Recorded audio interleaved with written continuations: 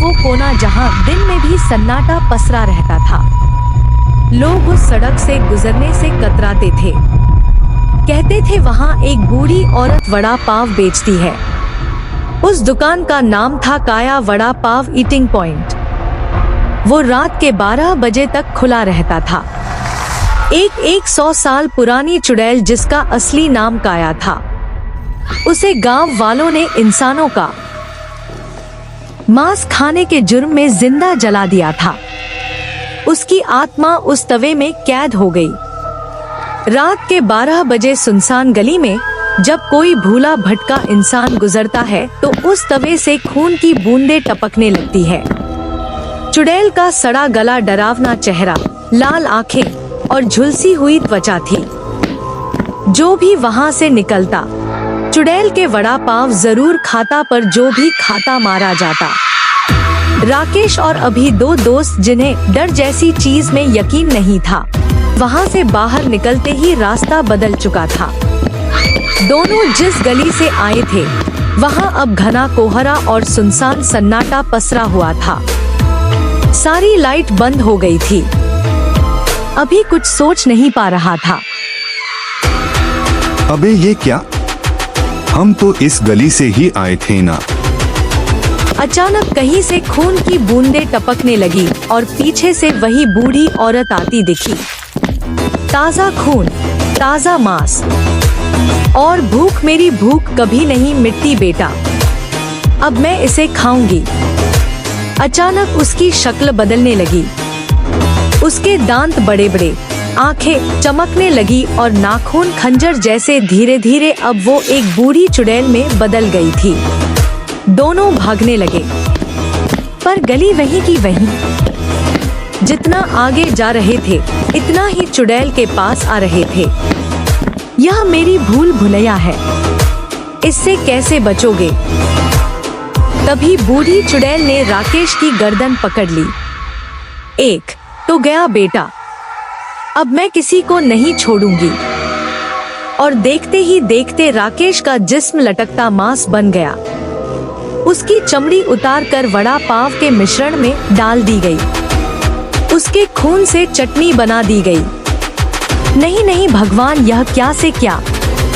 अभी यह दृश्य देखकर चौंक गया।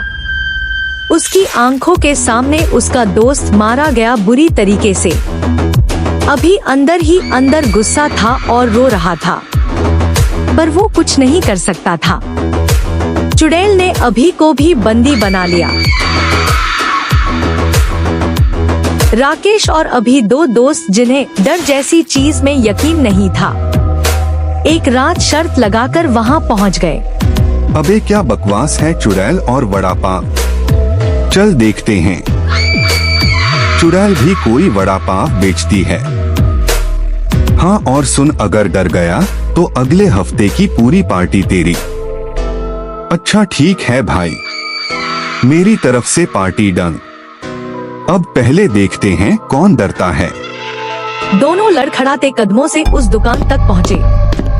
एक भयानक बूढ़ी औरत, झुर्रियों भरा डरावना चेहरा, लाल चमकती हुई आंखें, तवे पर वड़ा पाव मसाला तलती हुई दिखाई दी। चारों तरफ धुंध और कोहरे का माहौल था। यह बहुत खौफनाक नजारा लग रहा था। वो दुकान एक सुनसान गली में थी। उसके तवे से भयानक बदबू उठ रही थी। वातावरण स्याह, डरावना और सहन पैदा करने वाला था। अगल-बगल सुनसान, चारों तरफ सन्नाटा। जैसे जैसे दोनों आगे बढ़ते हैं, कदमों की आवाज और उनकी परछाई छोटी होती जा रही थी। कौन है? भूख लगी है क्या? मेरे वड़ा पाव खाकर देखो, तीखी चटनी के साथ मजा आ जाएगा। हाँ अम्मा, 2 वड़ा पाव बना दे। और यह बताओ, तुम चुड़ैल हो क्या? पता नहीं बेटा, लोग बोलते हैं। तुम बताओ, तुमको लगती हूँ क्या? अजय कुछ पल उसका चेहरा गौर से देखता है और कहता है, ऐसे बनकर रहोगी तो लगोगे ही। बूढ़ी औरत ने बिना कुछ बोले वड़ा पाव बनाना शुरू किया। अचानक एक अजीब सी गंध फैल गई। ऐसा लगा जैसे जलती हुई हड्डियों की बह आ रही हो। पाव सेकने पर ऐसा लग रहा था जैसे वो किसी का मांस हो।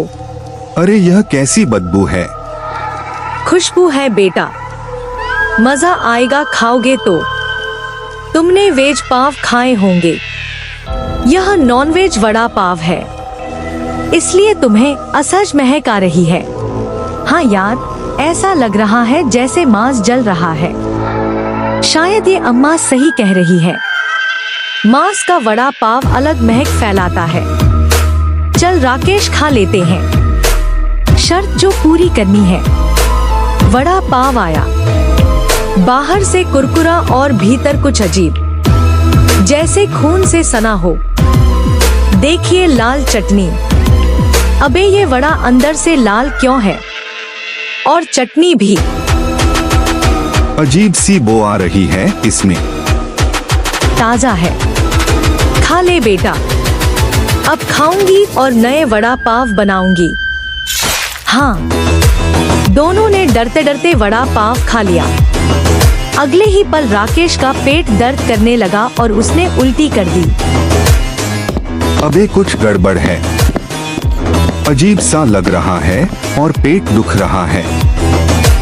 चल जल्दी हॉस्पिटल चलते हैं।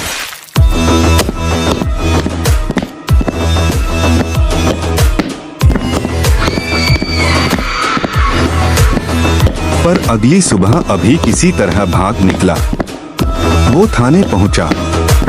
साहब, वहाँ वड़ा पाव बेचने वाली चुड़ैल है, उसने मेरे दोस्त को बुरी तरह मार डाला और खा लिया। अबे नशे में है क्या? किधर है दुकान? साहब, अंधेरी खोपचा गली के अंधेरी छोर पर और 2 सिपाही वहां पहुंचे, पर वहां कुछ नहीं था। साहब, यहाँ तो मैदान है, कोई दुकान नहीं। नहीं साहब, रात को यही थी, यही राकेश को खा गई थी वो चुड़ैल। क्या चुड़ैल? साले यह पागल हो गया है, चुड़ैल की रबट लिखवा रहा है। तभी अचानक जमीन से खून उभरने लगा। भाई ओके है, जमीन लाल क्यों हो रही है? और फिर वहाँ की मिट्टी धसकने लगी। अंदर एक गड्ढा खुला जिसमें सड़े हुए मांस और कटी उंगलियां पड़ी थी। अलग जगह से मुंडी बाहर निकल रही थी। ये तो राकेश है, मेरा दोस्त। हे भगवान, ये तो इंसानी अंग है, कहानी में सच्चाई है। अब चौकसी बढ़ाओ और गड्ढा करो यहाँ। गड्ढा होते ही उसमें से बहुत से लोगों के अंग निकलने लगे, पूरे में बदबू फैलने लगी। सब चौंक गए और एक दूसरे को देखने लगे। साहब, ये तो कोई बहुत बड़ी साजिश लग रही है, यहाँ कुछ तो गड़बड़ है। मुझे तो लग रहा है कि यह सब चुड़ैल का किया धरा है। अरे पागल और भूत, चुड़ैल कुछ नहीं होता, यो किसी की चाल है जो चुड़ैल बनकर लोगों को मार रही है। अभी चलो, शाम होने वाली है। पाटिल के कहने पर सब लोग घर आ गए, पर अभी अपने घर आते ही मन में यह सोचता है, क्या सच में कोई जानबूझकर कर रहा है या कोई चुड़ैल है? यह सब सोचते सोचते वह सो जाता है। अभी को अजीब अजीब सपने आने लगे। तू कुछ नहीं कर सकता मेरा, तेरा दोस्त तो गया। बड़ा आया था मुझसे पंगा लेने, आगे से दिमाग में बिठा ले। काया चुड़ैल किसी के जंगल में नहीं रहती। चुड़ैल देख अभी की आंखें खुल गई। वो पूरा पसीना पसीना हो गया। फिर वो पानी पीकर दोबारा सो जाता है। थोड़ी देर बाद अभी के सपने में राकेश आता है। मुझे बचा ले अभी, मेरी लाश उस चुड़ैल के पास है, तुझे भी ले जाएगी। भाग नहीं, मैं इसका अंत करूंगा। अगले दिन उसने तांत्रिक बाबा वसंत राव से संपर्क किया।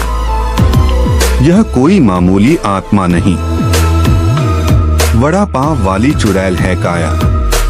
100 साल पहले जिंदा जला दी गई थी। अब वो इंसानों को मारकर उनके अंगों से वड़ा पाव बनाती है। और यह कोई मामूली चुड़ैल नहीं है, मायावी राक्षसनी है। तो इसे कैसे रोका जाए बाबा? सिर्फ एक ही रास्ता है, उसके तवे को तोड़ दो, उसी में उसकी आत्मा बंधी है। लेकिन बेटा तुझे अपनी जान दांव पर रखनी होगी। त्रिक के बताए उपाय से एक नींबू और लोहे की कील ली और रात को फिर उसी जगह पहुंचा।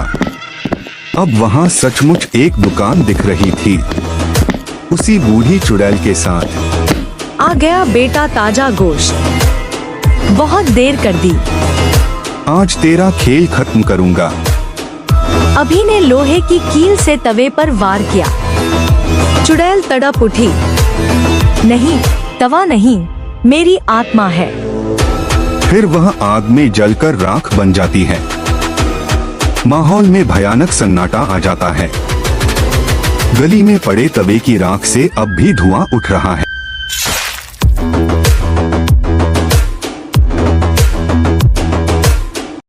कालवन के जंगल में एक खतरनाक झील थी। दिन में कुछ नहीं होता था, पर जरा सा अंधेरा छाने पर वह झील खूनी बन जाती थी। जो भी जानवर शाम के समय वहां पानी पीने जाता, कभी लौटकर नहीं आता। ये सारे जानवर, यहाँ तक कि शेर राजा ने भी उस झील को खूनी झील घोषित कर दिया था।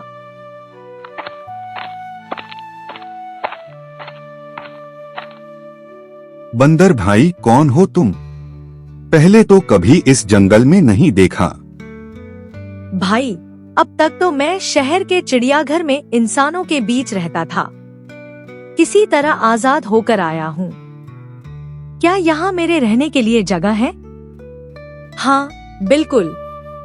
यह हमारा घर है, इंसानों का नहीं। आओ, मैं तुम्हें जंगल की सैर करवाता हूँ। खरगोश बंदर को पूरा जंगल दिखाता है, लेकिन खूनी झील का जिक्र नहीं करता।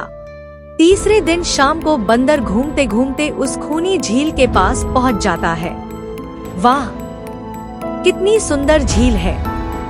ठंडे पानी में नहाने का मन कर रहा है। चलो थोड़ा पी लेता हूँ।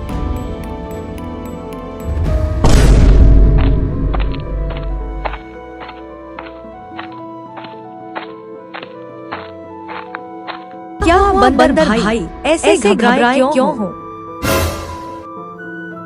झील के किनारे पानी पीने गया था और मैं जिंदा वापस आ गया। क्या मतलब? वो तो खूनी झील है। वहाँ शाम को कोई नहीं जाता, सब गायब हो जाते हैं। खरगोश भाई, तुमने यह पहले क्यों नहीं बताया? भूल गया भाई। मैंने सोचा तुम पेड़ पर रहते हो, झील से क्या काम। बंदर यह बात शेर राजा के दरबार में जाकर बताता है। शेर राजा, क्या कह रहे हो बंदर भाई? कौन खूनी है? शेर राज, खूनी झील नहीं, उसमें छिपा मगरमच्छ है। दिन में छिपा रहता है, शाम होते ही शिकार करने निकलता है और सब उसे झील का जादू समझ लेते हैं। अगर तुम्हारी बात सच है तो हमें दिखा सकते हो? क्यों नहीं, आज शाम आप सब पेड़ों और पत्थरों के पीछे छिप जाइए। शाम का समय, सभी झील के किनारे छिप जाते हैं। बंदर झील में पत्थर फेंकता है। छपाक की आवाज सुनकर मगरमच्छ पास आने लगता है। मगरमच्छ मन में, लगता है आज आसान शिकार मिलेगा। सब मुझे पत्थर ही समझते हैं। तुम कहते थे यह पत्थर है। सुनो, अगर यह पत्थर बोलेगा कि मैं पत्थर हूँ, तभी मानूंगा। मगरमच्छ, हाँ, मैं मजबूत पत्थर हूँ। अरे पत्थर भी कभी बोलते हैं क्या? अब सभी जानवर समझ जाते हैं कि बंदर की बात सच थी। बंदर भाई, अब क्या करें? हम पानी में कमजोर हैं। राजा जी, 2 बड़ी रस्सियां दीजिए, योजना बना चुका हूँ। अगले दिन झील के किनारे वे सब पहुँचते हैं। मगरमच्छ मन में, ओह, यह तो भाग नहीं रहा आज। मौका अच्छा है। बंदर मगरमच्छ को फंदे में फंसा देता है। शेर राजा, वाह, जितना यह हिलेगा उतना फंदा कसता जाएगा। अब यह कहीं नहीं जा सकता। अब तो हम बिना डर के झील से पानी पी सकते हैं। याद रखना दोस्त, कोई जगह खूनी नहीं होती। खूनी वो प्राणी होता है जो वहाँ छिपा रहता है।